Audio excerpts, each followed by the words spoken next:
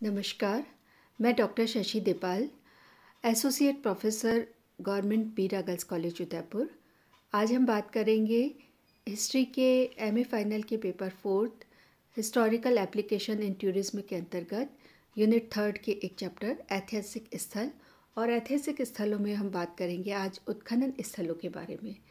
जैसा कि हम जानते हैं कि पुरातत्व के क्षेत्र में राजस्थान की एक महत्वपूर्ण भूमिका रही है और पिछले कुछ दशकों में यहाँ वैज्ञानिक आधार पर जो उत्खनन और अनुसंधान हुए हैं उससे राजस्थानी नहीं बल्कि भारतीय इतिहास से संबंधित अनेक महत्वपूर्ण तथ्य उजागर होकर सामने आए हैं। जब हम राजस्थान के प्रमुख उत्खनन स्थलों की चर्चा करेंगे उसके अंतर्गत जो प्रमुख उत्खनन स्थल जिसके आज हम बात करेंगे कालीबंगा, आहड़, बालाथल, बागौर, बैराट और रंगमहल, इन सभी उत्खनन स्थलों के बारे में हम डिटेल में चर्चा करेंगे। लेकिन आज हम दो महत्वपूर्ण स्थलों की चर्चा करेंगे, कालीबंगा और रंगमहल, जो दोनों ही भारत के में राजस्थान के उत्तर में स्थित है। कालीबंगा और रंगमहल दोनों हनुमानगढ़ जिले में स्थित है। सर्वप्रथम हम बात करेंगे कालीबंगा के बारे में। कालीबंगा जो है जिसका शाब्दिक अर्थ है काली चूड़िया, काली चूड़िया से कालीबंगा शब्द बना है। यह राजस्थान के हनुमानगढ़ जिले में स्थित है। और जैसा कि हम जानते हैं कि प्राय सभी सभ्यताओं का, जिन भी सभ्यताओं के बारे में हम पढ़ते हैं और सभ्यताओं के बारे में हमें जानकारी प्राप्त होती है, प्राय सभी सभ्यताओं का जो विकास है वे किसी नदी के मुहाने पर, उसके किनारे पर पल्लवित हुई। और इसी प्रकार कालीबंगा की सभ्यता जो है प्राचीन सरस्वती सरस्वती नदियों के संगम के किनारे पर स्थित मिलती है, जो आज घग्गर नदी के रूप में देखी जाती है। इस कालीबंगा की खोज 1951-52 के आसपास अमलानंद घोष द्वारा की गई और आगे चलकर व्यापक खुदाई का कार्य 1961 में बीबी लाल और बीके थापर के निर्देशन में व्यापक स्तर पर हुआ। तो यहाँ पर हम कालीबंगा की बात कर रहे हैं। ये कालीबंगा का एक जो उत्खनन स्थल है उसका एक दृश्य है और हम देख सकते हैं कि किस प्रकार से दीवारें, ईंटें, किस प्रकार से मिट्टी से बनी हुई ईंटें हैं और उनसे चुनी हुई दीवारें हैं। और ये हमें यहाँ पर स्पष्ट रूप से दिखाई देती है। और इस प्रकार से जो कालीबंगा का इतिहास, जो हम कालीबंगा के बारे में पढ़ते हैं, यहाँ जो भग्नावशेष जिसका हम एक दृश्य देख रहे हैं, जो 2 टीले हमें प्राप्त होते हैं उनके भग्नावशेषों से, उसमें जो नगर हमें मिलता है उससे, यहाँ पर उनसे प्राप्त जो मिट्टी के बर्तन हैं, उनके रंग, उनकी कलाकृतियाँ, उनका प्रकार, उससे, तथा मृण मूर्तियाँ, जो मिट्टी की मूर्तियाँ यहाँ पर मिलती है, आभूषण से, और जो कुछ चौसर की गोटियाँ और अस्थियाँ वगैरह मिलती है, इनसे हम कालीबंगा की सभ्यता कैसी थी उसके बारे में पूर्ण रूप से अनुमान लगाते हैं। कालीबंगा जो सभ्यता है इसको प्राय 2 कालों में बांट सकते हैं। कहते हैं कि हमें 2 स्तर पर द्विस्तरीय सभ्यता के अवशेष यहाँ पर मिलते हैं। एक प्रथम काल जिसे प्राक हड़प्पा सभ्यता के रूप में या प्राक हड़प्पा काल के नाम से जाना जाता है। और यहाँ पर जो है इसके चिन्ह केवल पश्चिमी टीले के निचले स्तरों में प्राप्त होते हैं। इसमें गहरी और काफ़ी चौड़ाई में खुदाई की गई, जिसमें कच्ची ईंटों से निर्मित परकोटे के भीतर एक बस्ती प्राप्त हुई। निर्माण में जो ईंटें प्रयुक्त हुई वो हमें कच्ची मिलती है। परकोटे के निर्माण संभवतः सुरक्षा के लिए किया गया, यह हम यहाँ के उसको देखकर अनुमान लगाते हैं। और जब हम इसकी जो भी ईंटें हैं और जो निर्मित भवन है उनकी तुलना हड़प्पा के भवनों से करते हैं तो यह सभ्यता हड़प्पा की विकसित सभ्यता से पुरातन दिखाई देती है और इसी कारण से इसे प्राक हड़प्पा सभ्यता कहा गया है। यहाँ पर भवनों का निर्माण जो है वो किया गया और भवनों के अवशेष हमें पर मिलते हैं। साथ ही साथ में कालीबंगा के प्रथम काल जो प्राक हड़प्पा काल है उसकी जो सर्वोच्च उपलब्धि है वो यह है कि यहाँ पर जुते हुए खेतों का साक्ष्य मिलता है। इससे स्पष्ट होता है कि उस युग में भी कृषि लोगों का प्रमुख आधार थी जीवन का और पुराविदों के अनुसार यह कृषि विश्व में अब तक प्राप्त समस्त कृषि क्षेत्रों में सर्वाधिक प्राचीन है। तो ये कालीबंगा की एक बहुत बड़ी विशेषता है। यह कृषि क्षेत्र परकोटे के बाहर मिलता है और जो हमें इस पे जुते हुए खेतों का साक्ष्य यानी हल के साक्ष्य जो है हमें यहाँ पर मिलते हैं। और इस प्रकार से कालीबंगा जो है उसके प्रमुख स्रोत के रूप में हमें मृदभांड जो है वो मिलते हैं, जो लगता है कि कुंभकार ने जिस प्रकार से मिट्टी के बर्तन बनाते उस प्रकार से शायद उनको चाक पर निर्मित बर्तनों के अवशेष मिलते हैं और उनको श्रेणी के आधार पर कुछ आधार पर जो है उनको बांटा गया है। और इस प्रकार से हड़प्पा सभ्यता से के साथ साथ हमें जो राजस्थान का कालीबंगा है यहाँ से भी हमें प्राक हड़प्पा सभ्यता के बहुत ही विशिष्ट अवशेष जो हैं वो प्राप्त होते हैं। साथ ही साथ में जो है प्राक हड़प्पा कालीन सभ्यता के जो लोग हैं वो चाक के प्रयोग से परिचित थे, अलग अलग प्रकार के बर्तन बनाते थे, मृदभांडों को विभिन्न चित्रों से अलंकृत करते थे और जो पुरावशेष और पुरातत्व उपकरणों में मिट्टी के बर्तन जो है वो प्रमुख यहाँ के माने गए हैं। और इस प्रकार से इसके साथ साथ में पत्थर, मनके और सिंधु सभ्यता की भांति यहाँ पर खिलौने भी मिलते हैं जिसमें खंडित बैल की मूर्ति, गाड़ी के पहिए, हड्डियाँ आदि के औजार, फल काटने के औजार, तांबे से निर्मित औजार, ये सब चीज़ें हमें मिलती है। तो इन सब के आधार पर कह सकते हैं कि हड़प्पा जो कालीबंगा का जो प्राक हड़प्पा का जो काल मिलता है या जो उस समय के अवशेष मिलते हैं उसमें हमें बहुत सारे विशिष्ट उदाहरण, जिसमें हमने विशेष रूप से बात की कि जुते हुए खेतों का साक्ष्य मिलता है जो कालीबंगा की एक प्रमुख विशेषता के रूप में जाना जा सकता है। इसके बाद में हम दूसरे काल की बात करते हैं और ये जो द्वितीय काल है ये ऐसा बताया जाता है कि प्राक हड़प्पा बस्ती संभवतः नदी की बाढ़ में उसी प्रकार समा गई थी जैसे दूसरी विकसित सभ्यताएं का विनाश हो, उसी प्रकार से संभवतः प्राक हड़प्पा सभ्यता भी नष्ट हो गई और उसके पश्चात हमें पुनः विकास इस सभ्यता का हुआ ऐसे प्रमाण मिलते हैं।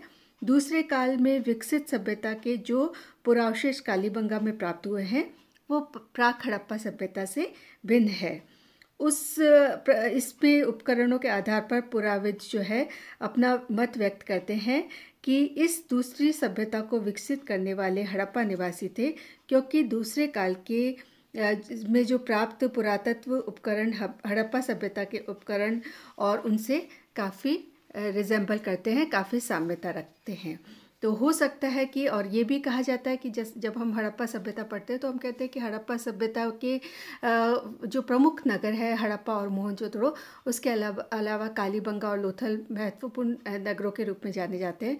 तो उस द्वितीय जो युग था या द्वितीय जो चरण था उसमें यह हड़प्पा के समकक्ष या उनके साथ की सभ्यता रही होगी, ऐसा हमें दिखाई देता है। ये कालीबंगा की सभ्यता के उत्खनन का ही अवशेष है। कालीबंगा जो है यहाँ पर हमें सुरक्षा के महत्व को ध्यान, जैसे कि हमने बात की कि हमें 2 टीले मिलते हैं और एक जो सुरक्षा के महत्व को ध्यान में रखते हुए दुर्ग को पश्चिम दिशा के उन्नत टीले पर बनाया गया था। यह संभवतः एक दुर्ग के हमें अवशेष मिलते हैं। यह संभवतः यह दुर्ग प्राक हड़प्पा युगीन पुरावशेषों पर ही निर्मित किया गया। दुर्ग की प्राचीर की आकृति सम चतुर्भुजाकार थी और ईंटों से निर्मित हमें यह दुर्ग दिखाई देता है और साथ ही साथ में चबूतरे, ऊंचे चबूतरे, गलियारे बने हुए और चबूतरे के पास में एक कुआं और अग्नि वेदिका बनाई हुई है। तो अग्नि वेदिका का प्रमाण मिलना भी जो है वो कालीबंगा का एक विशेष वो कह सकते हैं कि एक विशेष कालीबंगा की एक विशेषता है कि यहाँ पर हमें अग्नि वेदिका के प्रमाण मिलते हैं। और इस प्रकार की अग्नि वेदिकाएं कई मकानों में भी मिलती है, चबूतरे मकानों के आगे बने हुए भी मिलते हैं। अग्नि वेदिकाओं की आकृति जो है आयताकार कुंडनुमा होती थी और इनके मध्य में बेलनाकार स्तंभ और कोयलों की भस्म भी मिलती है। तो जिससे पता चलता है कि अग्नि कुंड थे और इनका क्या प्रयोजन था ये पूरी तरीके से नहीं कहा जा सकता, लेकिन धार्मिक विश्वासों से ही इसका संबंध रहा होगा ऐसा माना जाता है। ये जो दुर्ग की जिसकी हम चर्चा कर रहे थे उसके लिए 2 द्वार प्रवेश के लिए बनाए गए। एक द्वार उत्तर में था और दूसरा दक्षिण दिशा में था। और इस प्रकार से हमें कालीबंगा जो है उसके दूसरे काल की सभ्यता में हम उसके नगर निर्माण की बात करते हैं तो सुनियोजित ढंग से नगर का निर्माण किया गया।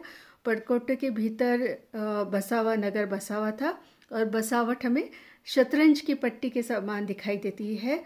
और इस प्रकार से सड़कों को पक्का करने का भी प्रयास किया गया, मार्गों को सुनियोजित करने का प्रयास किया गया और भी अवशेष हमें यहाँ पर मिलते हैं। किंतु कालीबंगा में मोहनजोदड़ो की भांति पानी के निकास के लिए नालियों के अवशेष नहीं मिलते हैं। साथ ही साथ भवनों की बात करें तो नगर के निर्माण में जैसे कि हमने बात की कि शतरंज पट्ट के समान होने के कारण प्रत्येक मकान का निकास कम से कम 2-3 मार्गों पर होता था। प्रत्येक मकान के आगे चबूतरे मिलते हैं, भीतर आंगन और 2-3 कमरे, कुछ विशाल घर और कुछ छोटे घर, इस प्रकार से हमें इस मकान मिलते हैं। और इनकी कुछ समानता जो है वो हड़प्पा सभ्यता के भवनों से भी की जाती है। इसी प्रकार से मिट्टी के बर्तन मिलते हैं। जैसे कालीबंगा सभ्यता में जिस प्रकार प्रथम काल में मिट्टी के बर्तन पर्याप्त संख्या में मिलते हैं, उसी प्रकार दूसरे काल में भी मृद भांड काफ़ी संख्या में उपलब्ध होते हैं। और इसमें जो प्रमुख है खाना पकाने के लिए, अनाज रखने के लिए, छानने के लिए, धार्मिक अनुष्ठान संपन्न करने के लिए बर्तन जो है वो प्राय अलंकरण युक्त होते थे और तो सादे भी होते थे।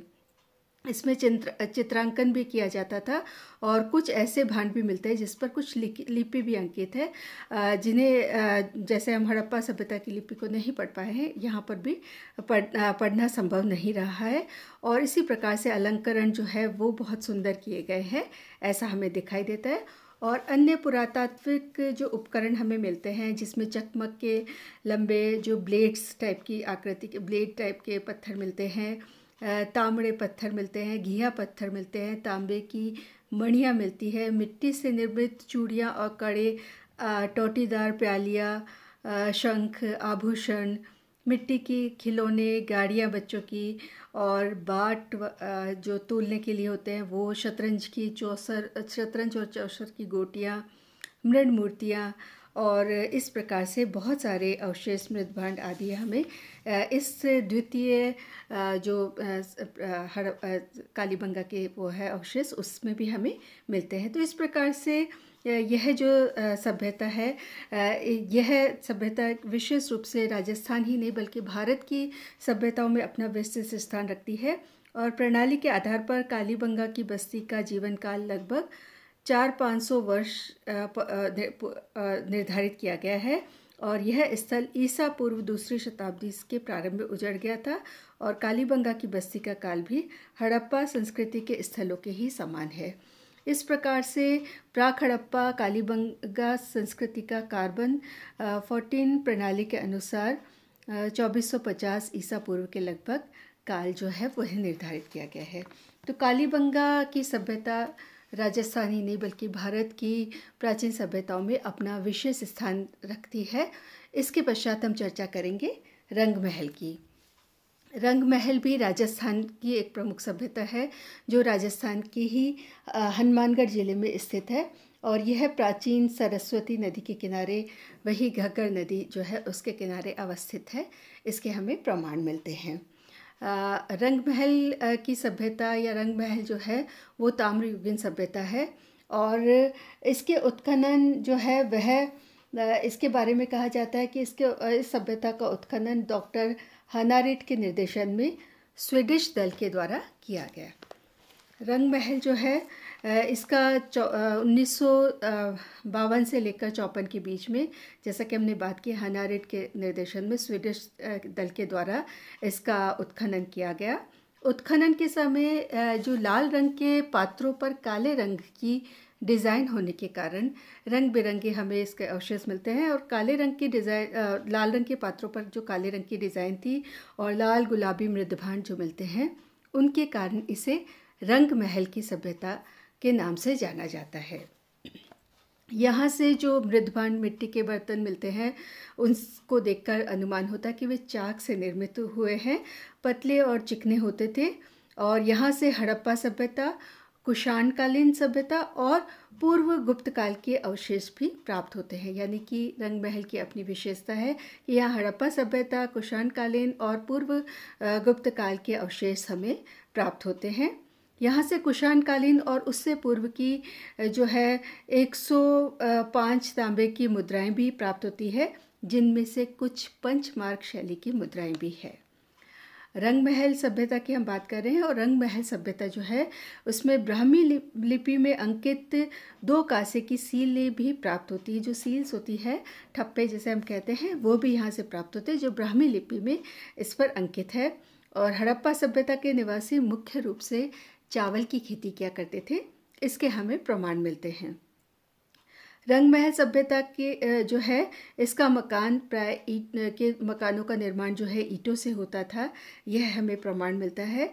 साथ ही साथ जैसे कि हमने बात की कि हड़प्पा सभ्यता के समकालीन अवशेष मिलते हैं, तो यहाँ पर कुषाणकालीन अवशेष भी मिलते हैं।